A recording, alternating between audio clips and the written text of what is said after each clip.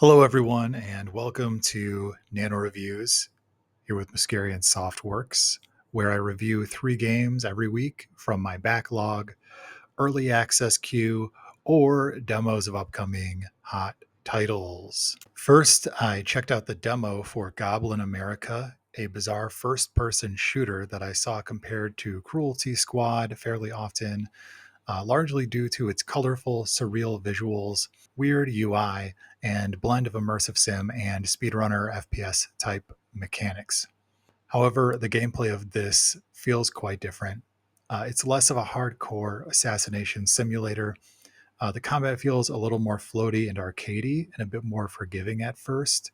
This is a good thing for me because I can still progress through all the levels, jumping around, shooting the enemies, and having a good time. Each mission takes you into the body of a different goblin president, where you must face the greatest challenge of that president's lifetime. However, while each level is very linear at first glance, they're actually chock full of secrets, even the first mission, which is a tutorial of sorts. You can unlock various items as you progress through the demo, and these items can in turn unlock new areas in each map where you can find yet more items, which allow you to unlock more areas and learn more about the world of goblinAmerica.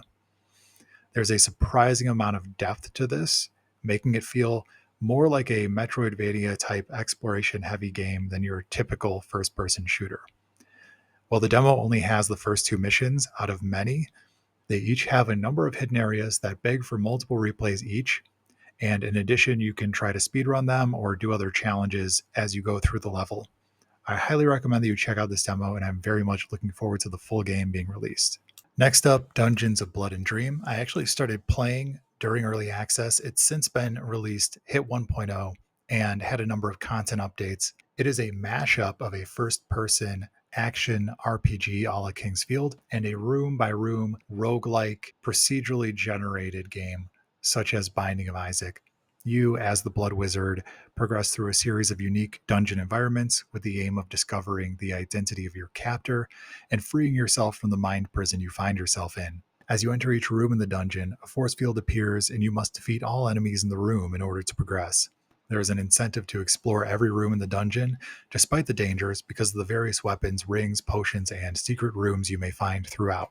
At the end of each dungeon is a boss battle. When you defeat the boss, you get a dream orb, which you may also find sometimes as a drop. This is one source of the game's meta progression. You die in the dungeon, or as the game says, are harvested. You lose all of your items except for the dream orbs and any concepts you may have learned of. The dream orbs are used to level various aspects of your character and to reforge your starting weapon. This game is very tough at first, but as you get the hang of surviving your run through the initial dungeon, it gets easier as you rack up weapons and spells. Speaking of spells, the magic system is a unique form of blood magic where you sacrifice your character's health in order to cast a spell, meaning that you can literally kill yourself with your own magic if you're not careful. I highly recommend giving this a try if you're a fan of the above mentioned games or genres, or if you want a grueling dungeon experience. If you find yourself a fan of the game and its lore, you can also check out the novel The Sorcerer's Corpse, set in the same universe as the game and published by the developer online, which I'll link to below.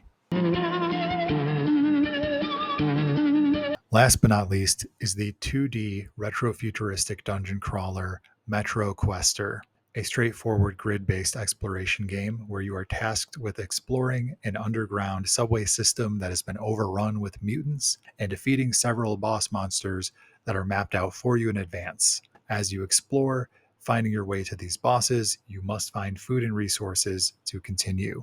You will also rescue party members and find new cities to use as your base camp.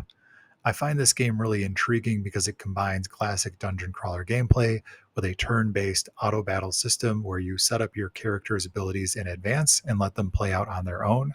It also has an extraction-like mechanic where you run out of fuel after a certain time and are forced to return to base with whatever you found during that outing. So each outing has an enforced time limit of sorts. In addition, if you use ammo, use batteries, if a party member dies, it costs fuel to replenish these resources and party members. And if your entire party is wiped out during combat, then you are again forced to return to base camp. This game has a lot of DNA in the classic early Windows dungeon crawler game Mordor Depths of Djenol, which I'll link to below. I highly recommend checking this out. when it goes on sale, or perhaps picking up one of the many bundles it is a part of, along with other retro style dungeon crawler games. It also has a sequel, Quester Osaka, and the developer is currently working on a new dungeon crawler game, Monochrome Echoes, which builds on the blueprint set by Quester. Thank you for listening, and take care.